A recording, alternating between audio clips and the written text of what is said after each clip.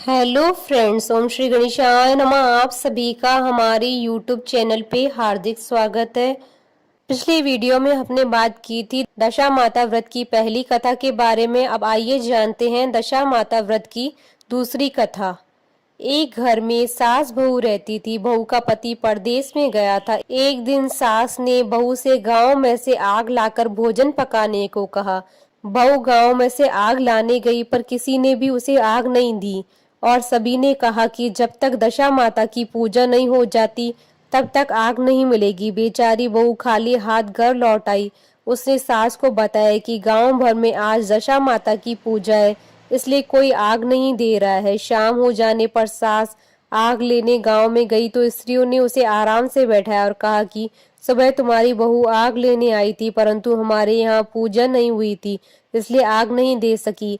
सास आग लेकर अपने घर पहुंची ही थी कि एक आदमी बछड़ा लिए आया और उसके पीछे एक गाय भी थी। स्त्री ने उससे पूछा कि यह गाय का पहला बच्चा है क्या? आदमी ने उत्तर दिया हाँ। उसने फिर उससे पूछा कि बछड़ा है या बछिया? उसने जवाब दिया कि बछड़ा है। सास ने घर जाकर बहू से कहा, आओ हम दोनों भी दशा माता का डोरा लें और व्रत करें। दोनों सास बहू ने डोरा लिया। सवेरे से व्रत प्रारंभ किया। 9 व्रत पूरे हो जाने पर 10वें दिन डोरे की पूजा की। सास बहू दोनों ने मिलकर गोल गोल 10-10 अर्थात कुल 20 फेरे बनाए और 21वां बड़ा फेरा गाय को दे दिया। पूजन समाप्त होने पर सास बहू दोनों पारण करने बैठी। उसी समय बुढ़िया के बेटे ने परदेश से लौटकर दरवाजे पर आवाज लगाई। आवाज सुनकर माँ ने सोचा कि क्या हुआ। थोड़ी देर बेटा दरवाजे पर ही खड़ा रह जाएगा, मैं पारण करने के बाद दरवाजा खोलूंगी। इधर बहू ने आवाज सुनी तो उसे रुकने का साहस नहीं हुआ। अपनी थाली का अन्न इधर उधर करके झट से पानी पीकर उठ गई। उसने जाकर दरवाजा खोला। पति ने उससे पूछा कि अम्मा कहाँ है? बहू ने उत्तर दिया, वह तो अभी पारण कर रही है। तब पति बोला, मैं तुम्हारे हाथ का जल भी नहीं पीऊंगा, क्योंकि मैं 12 बरस से घर आया हूँ। इतने दिनों न जाने तुम किस प्रकार रही होगी। अम्मा आएगी, वह जल लाएगी, तभी जल पीऊंगा। यह सुनकर स्त्री चुपचाप बैठ गई। इतने में उसकी अम्मा पारण कर अपनी थाली धोकर पी चुकी। तब लड़के के पास गई। लड़के ने माँ के पैर छुए। अम्मा उसे आशीर्वाद देकर बेटे को घर में ले आई। माता ने थाली परोस कर रखी। बेटा भोजन करने लगा। उसने हाथ में पहला ग्रास ही लिया था कि फेरों के वे टुकड़े जो बहू ने अपनी थाली में फेंक दिए थे अपने आप बेटे के सामने आने लगे। बेटे ने माँ से पूछा, ये सब क्या हो रहा है? माँ बोली, मैं क्या जानूं बेटा, बहू जाने। यह सुनकर बेटा आग बबूला होकर बोला, ऐसी बहू मेरे किस काम की, जिसके चरित्र की तुम साक्षी नहीं हो। उसको मैं घर में नहीं रख सकता, इससे अभी घर से निकालो। यदि ये घर रहेगी तो मैं घर नहीं रहूंगा। माँ ने बेटे को व्रत के पारण का सब हाल बताकर इस तरह से समझाया, परंतु वह मानने को तैयार नहीं हुआ। वह यही कहता रहा कि इसे घर से बाहर करूं तो ही मैं रह सकता हूँ। माँ ने सोचा, बहू को थोड़ी देर के लिए बाहर कर देती हूँ, जब लड़के का गुस्सा उतर जाएगा तब बहू को बुला लूंगी। बुढ़िया ने बहू से कहा, देहरी के पास जाकर पेड़ के नीचे थोड़ी देर के लिए खड़ी हो जा। जब बहू पेड़ के नीचे खड़ी हुई तो पेड़ बोला, मुझसे हटकर खड़ी हो, मैं दशा माता की विरोधी को छाया नहीं दे सकता। इस पर वह वहां से चलकर घड़ोची के पास गई। घड़ोची बोली, मुझसे हटकर खड़ी हो, मुझ पर इतना भार घड़ों का नहीं है जितना तेरा है। वह यहाँ से भी हटकर कूड़े के ढेर पर खड़ी हो गई। कूड़े का ढेर भी बोला, मुझ पर भार इतना कूड़े का नहीं है जितना तेरा है, चल यहाँ से हटकर कहीं और खड़ी हो जा। इस प्रकार उसे कहीं भी खड़ा नहीं होने दिया गया। वह अपने मन में दुखी हुई। वह जंगल में चली गई। जंगल में भूखी प्यासी घूमती फिरती एक सूखे कुएं में गिर पड़ी। वह उसमें गिरी, परंतु उसे चोट नहीं आई। वह नीचे बैठ गया। अचानक राजा नल वहां शिकार खेलते खेलते वहां पहुंच गए। उसके साथी बिछड़ गए थे। वह प्यास के कारण उसी कुएं में आए जिसमें वह स्त्री बैठी थी। राजा नल के भाई ने कुएं में पानी के लिए लोटा डाला तो उस स्त्री ने लोटे को पकड़ लिया। भाई ने नल से कहा कि इस कुएं में किसी ने लोटा पकड़ लिया है। तब राजा नल ने कुएं में आकर कहा कि तुम यदि पुरुष हो तो मेरे धर्म के भाई हो, और यदि स्त्री हो तो मेरी धर्म की बहन हो। तुम जो भी हो बोलो, मैं तुम्हें बाहर निकाल लूंगा। स्त्री ने आवाज दी। राजा ने उसे बाहर निकाल लिया और हाथी पर बैठाकर राजधानी में ले आया। महाराज को शिकार से लौटकर महलों की ओर आते देखकर सेवकों ने महारानी को महाराजा के आने की सूचना दी। सेवकों ने एक स्त्री को भी हाथी पर बैठा देखकर रानी को बताया। महाराजा एक नई रानी भी साथ ला रहे हैं। यह जानकर रानी बहुत दुखी हुई। इतने में महाराज भी वहां आ गए। रानी ने हाथ जोड़कर विनती की, महाराज मुझसे ऐसी क्या गलती हो गई जो आपने मेरे रहते दूसरा विवाह कर लिया। राजा नल ने हंसकर उत्तर दिया, वह तुम्हारी सौत नहीं ननंद है, मेरी धर्म की बहन है। तुम्हें उसके साथ अपनी सगी ननंद की तरह बर्ताव करना चाहिए। सुनते ही महारानी का मुख प्रसन्नता के कमल की भांति खिल उठा। वह बोली, अब तक मैं ननंद का सुख नहीं जानती थी। अच्छा हुआ जो मुझे भाग्य से ननंद मिल गई। राजा ने उसका नाम मुंह बोली बहन रखा है और उसके लिए अलग महल बनवाया। उसके दिन अब सुखपूर्वक बीतने लगे। एक दिन राजा की घोड़ी का बच्चा हुआ तो राजमहल की स्त्रियां बधाई गीत गाने लगी। मुंह बोली बहन ने भी अपने दासियों से कहा, बाहर जाकर पता करो कि किस बात की बधाई गाई जा रही है। दासियों ने बताया, महाराजा की घोड़ी ने अच्छी घड़ी में एक उत्तम बछड़े को जन्म दिया है, उसकी बधाई गाई जा रही है। मुंह बोली बहन ने पूछा, क्या घोड़ी ने पहली बार जन्म दिया है? दासियों ने उत्तर दिया, हाँ। तब मुंह बोली बहन ने महारानी के पास जाकर कहा, आओ भाभी रानी, हम तुम दोनों दशा माता का डोरा ले। रानी ने पूछा, डोरा क्या चीज है, मुझे समझाओ। वह बोली, दशा माते के व्रत का नियम है कि पहले पहले जब गाय या घोड़ी या स्त्री के प्रसव की खबर सुने तब डोरा लेकर व्रत आरंभ करते हैं। 9 व्रत करने के बाद 10वें दिन डोरे का पूजन करके विसर्जित करते हैं। इसी के साथ ही उसने पारण का नियम भी बताया। तब महारानी बोली, तुम्हारा व्रत तुमको फले। मैं पूड़ी और दूध की खीर खाने वाली रानी महारानी बला बनफरा गोले की पपड़ी खाकर कैसे रह सकती हूँ? ऐसा खाना खाए मेरा दुश्मन। वह बोली, भाभी मुझे जो चाहे कह लो, परंतु व्रत के संबंध में कुछ मत कहो। मैं इसी व्रत के उल्लंघन के कारण मारी मारी फिरती आपके देश में आई हूँ। महारानी ने उदासीनता के साथ कहा, मुझे क्या पड़ी है, जो तुम्हें जो अच्छा लगे वह करो, मैं मना तो नहीं कर रही हूँ।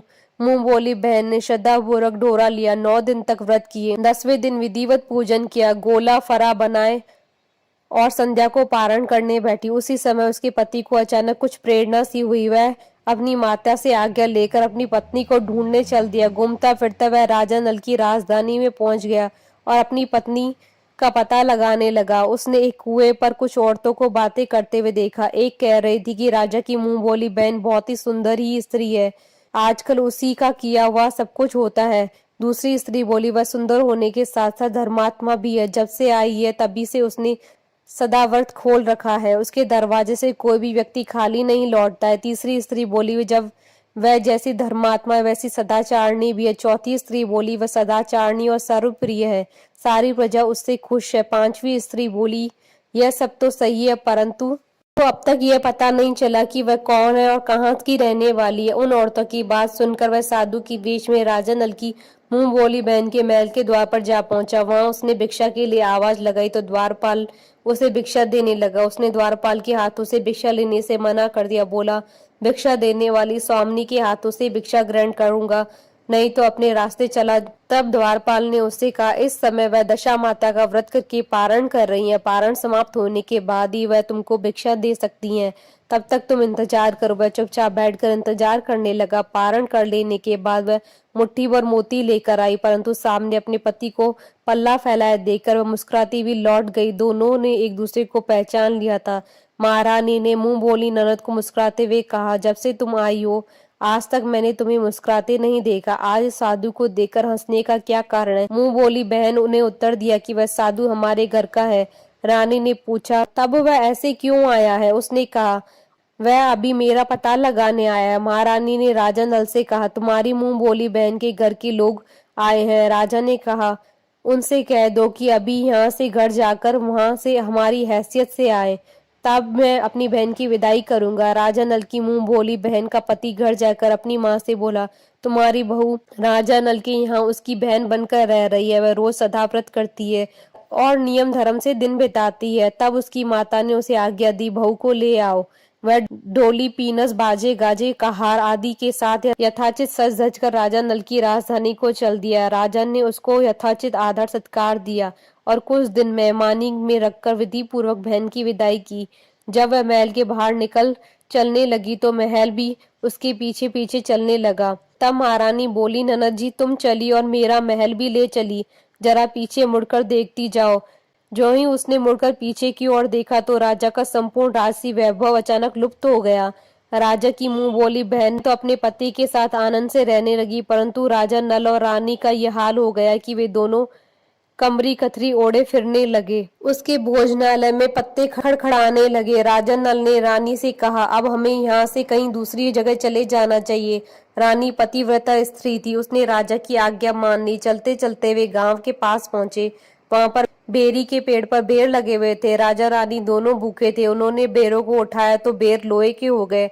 इस प्रकार राजा रानी जिस वस्तु को भी हाथ लगाते वह कंकड़ पत्थर में बदल जाती थी। इतने पर भी राजा रानी आगे बढ़ते गए। रास्ते में उन्हें एक व्यापारी मिला। व्यापारी ने राजा रानी को पहचान लिया। उसने राजा रानी की भोजन के लिए सेर भर आटा दे दिया। वे आटा लेकर नदी किनारे गए। वहां रानी भोजन बनाने लगी और राजा नल स्नान करने चले गए। उस नदी में मछुआरे मछलियां पकड़ रहे थे। मछुआरों ने राजा को 4 मछलियां दी। रानी ने मछलियां भूनकर रोटियां बना ली। राजा नल भोजन करने बैठे तो रोटियां ईंट में परिवर्तित हो गई और मछलियां उछलकर नदी में चली गई। वहां से चलकर राजा रानी अपनी मुंह बोली बहन के यहाँ है। बहन को जब पता चला कि भाई भाभी आए तो उसने सेवकों से पूछा कैसे आए हैं। सेवकों ने कहा भिखारियों के हाल में आए। यह सुनकर उसे बड़ी लज्जा हुई। उसने राजा रानी को एक कुम्हार के यहाँ ठहरा दिया। शाम को थाल सजाकर बहन स्वयं भाभी से मिलने कुम्हार के घर गई। उसने भाभी के सामने थाल रखा तो भाभी ने कहा इस थाल में जो कुछ भी है उसे कुम्हार के चक्के के नीचे रख दो और चली जाओ। ननद थाल का सामान चक्के के नीचे रखकर चली गई। थोड़ी देर में राजा ने आकर रानी से पूछा, कहो बहन आई थी, क्या लाई थी? रानी ने कहा आई तो थी पर जो कुछ भी लाई थी मैंने इस चक्की के नीचे रखवा दिया। राजा ने वहां देखा तो वहां कंकड़ पत्थरों के सिवा कुछ भी नहीं था। राजा को समझते देर नहीं लगी कि यह सब बुरी दशा के कारण है। भला वह मेरे लिए कंकड़ पत्थर क्यों लाएगी? अब राजा रानी वहां से चलकर अपने मित्र के घर गए। मित्र को लोगों से पता चला तो उसने पूछा कैसे आना हुआ है। उन्होंने उत्तर दिया भिखारियों के हाल में आए। मित्र ने दुखी होकर कहा कोई बात नहीं है, जैसे आए हैं वैसे आए हैं, आखिर मित्र हैं, उन्हें महल में ले आओ। मित्र ने उन दोनों का स्वागत किया, स्वादिष्ट भोजन कराया। एक कमरे में उनके लिए अलग से पलंग बिछवा दिए। उस कमरे में एक खूंटी पर नौलखा हार टंगा था। आधी रात के समय राजा सो गए परंतु रानी जाग रही थी। रानी ने देखा कि हार वाली खूंटी के पास दीवार में एक मोर का चित्र बना हुआ है। मोर धीरे धीरे हार को निगल रहा है। राजा ने रानी को जगाकर वह दृश्य दिखाया। राजा ने सोचा यहाँ से चुपचाप भाग चलना चाहिए, नहीं तो सवेरे चोरी का कलंक लगेगा। तब मित्रों को क्या मुख दिखाएंगे। बेचारे राजा रानी उठकर जंगल की तरफ चले गए। दोनों चलते चलते एक दूसरे राजा की राजधानी में पहुंच गए। वहां अतिथि और भिक्षुओं का सदाव्रत किया जाता था। वे दोनों भी सदाव्रत लेने गए परंतु उस समय सदाव्रत बंद हो चुका था। वहां के अधिकारियों ने कहा कि यह लोग न जाने कहाँ के अभागे आए हैं कि इन्हें देने के लिए कुछ भी नहीं बचा, फिर भी इन्हें एक मुट्ठी चने दे दो। उन्होंने इस प्रकार से अनादर और कड़वी बातों सहित दान लेना अस्वीकार कर लिया। वे दानाध्यक्ष की निंदा करते हुए बोली कि ऐसी कंजूसी तो सदाव्रत देने के नाम पे क्यों करता है। दानाध्यक्ष बोला यह तो बड़ा घमंडी भिक्षुक लगता है, भीख भी मांगता है और गाली भी देता है। इनको हवालात में डाल दो। इस प्रकार दोनों को एक कोठरी में बंद कर दिया गया। एक एक मुट्ठी चने दोनों को खाने के लिए मिलने लगे। जिस कोठरी में राजा रानी को बंद किया गया था उसी के पास आम का रास्ता था। एक जमादारनी राजा की गुड़साल साफ कर रही थी, उसी रास्ते से निकला करती थी। एक दिन वह बहुत देर से निकली। रानी उससे पूछने लगी कि आज तुम्हें देर कैसे हो गई। वह बोली कि आज राजा की घोड़ी को बछड़ा हुआ है, उसकी टहल में देर हो गई। रानी ने पूछा घोड़ी का पहला प्रसव है क्या? जमादारनी ने बताया पहली बार। रानी ने फिर पूछा बछड़ा हुआ या बछड़ी? जमादारनी ने कहा अब बहुत अच्छा बछड़ा हुआ है। यह सुनकर रानी ने राजा से कहा एक बार मैंने तुम्हारी मुंह भोली बहन के डोरे का अनादर किया था, उसी दिन से हमारी दशा बदल गई। मैं आज दशा माता का डोरा लेना चाहती हूँ। राजा ने कहा परंतु यह पूजा की सामग्री कहाँ से आएगी, उसकी नियम धर्म का पालन कैसे होगा? रानी ने उत्तर दिया कि दशा माता ही सब कुछ करेगी, मैं तो उन्हीं के नाम लेकर डोरा लेती हूँ, फिर जो होगा देखा जाएगा। रानी ने 9 तार राजा की पगड़ी में से और एक तार अपने आंचल का लेकर अपना डोरा तैयार किया और उसी समय से व्रत करने लगी। थोड़ी देर में वहां राजा अपनी घोड़ी को देखने के लिए उसी रास्ते से निकला। राजा ने नल दमयंती को देखा, कोठरी में बंद देकर पूछा कि वे लोग कौन है, इनका क्या अपराध है? पैरोदारों ने कहा ये लोग भिक्षा लेने आए थे, ये आपको आशीर्वाद देने के बदले गालियां दे रहे थे, इसी कारण दानाध्यक्ष ने इन दोनों को कैद में डाल दिया। राजा ने कहा यह तो इनका कोई अपराध नहीं है, इनको मनवांछित भिक्षा नहीं मिली होगी इसलिए यह गालियां देने लगे होंगे। इनको संतुष्ट करना चाहिए था, ना कि कैद में डाल देना चाहिए था। इनको अभी रिहा करो। राजा की आज्ञा से उसी समय दोनों को कोठरी से बाहर निकाला गया। राजा उनके पांव में पद्म और माथे पर चंद्रमा देखकर पहचान गया, यह तो राजा नल और रानी दमयंती है। इस पर उसने दोनों हाथों से हाथ जोड़कर क्षमा मांगी और हाथी पर बैठाकर अपने महल में ले गए। कुछ दिन तक राजा के यहाँ रहकर उन दोनों ने पूरे राशि ठाट के साथ अपनी राजधानी की ओर प्रस्थान किया। रास्ते में वे पहले अपने मित्र के यहाँ आए। मित्र ने राजा नल की आने की खबर सुनकर लोगों से पूछा, मित्र आए तो कैसे आए हैं? लोगों ने कहा, अब की बार तो राशि ठाट बाट के साथ हाथी घोड़े पर डंका निशान पालकी पीनस व फौज को साथ लेकर आए हैं। मित्र ने कहा, अच्छी बात है, आने दो। मेरे लिए तो जैसे तब थे वैसे अब भी हैं। आखिर है तो मित्र ही। राजा रानी मित्र के महल में गए। मित्र ने उनको आदर सत्कार के साथ उसी स्थान पर ठहराया जिस स्थान पर पहले ठहराया था। आधी रात के समय जब राजा सो रहे थे और रानी पैर दबा रही थी, तब रानी ने देखा कि मोर का चित्र जो पहले हार को निगल रहा था उसे उगल रहा है। रानी ने राजा को जगाकर यह दृश्य दिखाया। राजा नल ने अपने मित्र को बुलाकर दिखाया। मित्र बोला कि मैंने तब भी तुमको चोर नहीं समझा था और न अब समझता हूँ। यह दृश्य तुम्हारी बुरी दशा का फल है। आप निश्चिंत रहिए, मेरे मन में कोई मैल नहीं है। मित्र के यहाँ से चलकर राजा रानी अपनी मुंह बोली बहन के यहाँ गए। उसने सुना राजा भैया आ रहे हैं तो उसने लोगों से पूछा, कैसे आ रहे हैं? लोगों ने कहा, जिस प्रकार राजा को आना चाहिए उसी प्रकार आ रहे हैं। उसने कहा, उनको मेरे महल में ले आओ। जब राजा नल का हाथी बहन के महल की ओर बढ़ा, तब रानी ने कहा, आप अपनी बहन के घर जाइए, मैं तो उसी कुम्हार के घर रहूंगी जिसके पहले ठहरी थी। राजा ने कहा, जिस कारण इतने दुख उठाए तुम फिर उनसे झगड़ा मोल लेना चाहती हो, यह तुम अच्छा नहीं कर रही हो। परंतु रानी नहीं मानी, वह कुमार के घर ठहरी। राजा बहन के घर चले गए। शाम को राजा की बहन भाभी के लिए थाल सजाकर कुमार के आई। उसने भाभी के सामने थाल रख दिया। भाभी सोने चांदी के गहने उतार उतार कर रखने लगी और कहने लगी, खाओ रे मेरे सोने चांदी के गहने, खाओ, हम भूखे नंगे क्या खाएंगे? यह उलाना सुन ननद बोली, यह उलाना किसे देती हो? मुझसे उस समय जो कुछ भी हो सका उस समय लाई थी, वही अभी भी लाई हूँ। विश्वास न हो सके तो चक्के के नीचे अब भी देख लो। सचमुच चक्के के नीचे देखा तो वहां पर मणिक मोतियों का ढेर लगा था। रानी यह सब देखकर सन्न रह गई। वह बोली, ननद जी तुम्हारा कोई दोष नहीं है, तो हमारी बुरी दशा का परिणाम था। रानी ने ननद का लाया हुआ सब सामान और अपनी तरफ से कुछ और जवाहरात मिलाकर ननद को वापस कर दिया, परंतु ननद को पूजा का न्योता देना भूल गई। वहां से चलकर राजा सूरा गाय के पास आए। गाय ने सेना सहित राजा को पेट भर दूध पिलाया। वहां से आगे चलकर वह नदी के तट पर पहुंचे। वहां पड़ाव डाला, भोजन बनाया गया। जब राजा भोजन करने बैठे तो उसी समय नदी में से उछलकर गिरी हुई भुनी भुनाई मछलियां अपने आप थाली में गिर पड़ी। वह रोटियां जो ईंट बन गई थी फिर रोटियां बन गई। राजा ने कहा, यह सब क्या हो रहा है?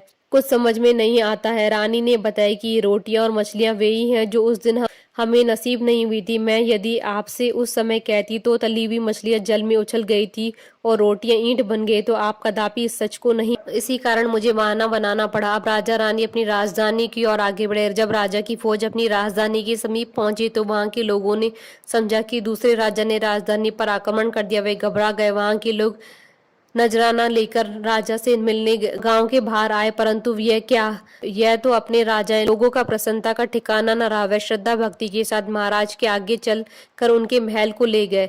राजा रानी ने महल में प्रवेश किया। रानी ने तुरंत दशा माता की पूजा का प्रबंध किया। उस पूजा में नगर की सभी सौभाग्यवती स्त्रियों को बुलाया। भगवती की भोग के लिए सब प्रकार के पकवान बनाए गए। आटे की 10 बत्तियां, 10 शक्कर की गुंजिया, 10 अठवाइयां सुहागनों की आंचल में डाली। सुहागनों का श्रृंगार करके दशा माता की पूजा आरंभ हुई। कलश स्थापित करके दीपक को जलाया गया, परंतु उसकी बत्ती नहीं जली। इस पर पंडितों ने कहा, कोई न्योता पाने वाला न्योतने को नहीं रह गया, स्मरण किया जाए, उसके आने पर दीपक जल जाएगा। रानी ने सोच विचार कर बताया कि ननद न्योतने में से रह गई है। पंडितों ने कहा, उसे फौरन बुलाया जाए।